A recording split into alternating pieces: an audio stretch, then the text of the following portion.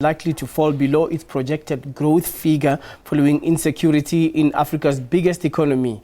Economic analysts say the response by Kenyan authorities in the wake of the Garissa University attack, in which 148 people were killed, will determine how the national economy performs. The World Bank has already warned that the country's growth prospects will be affected by insecurity. Kimani reports.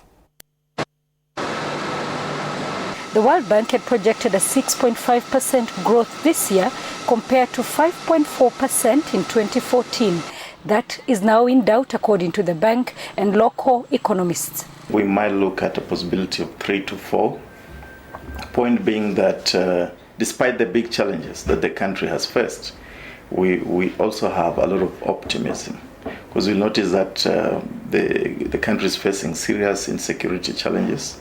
But at the same time, external investors are knocking the door every other minute. They want to pitch tent in Kenya because they consider Kenya as, a gateway to the region.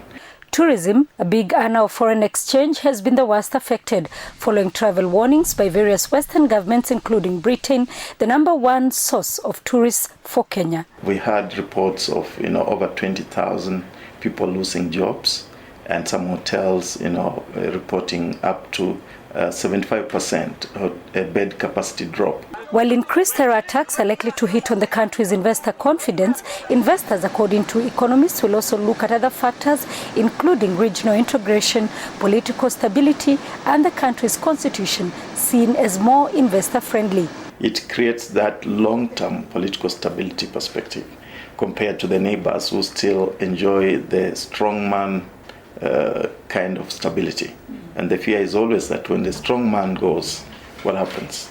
It might not always be that the country will remain stable. That and the massive investment on infrastructure is likely to drive growth and cushion Kenya from the shocks of insecurity.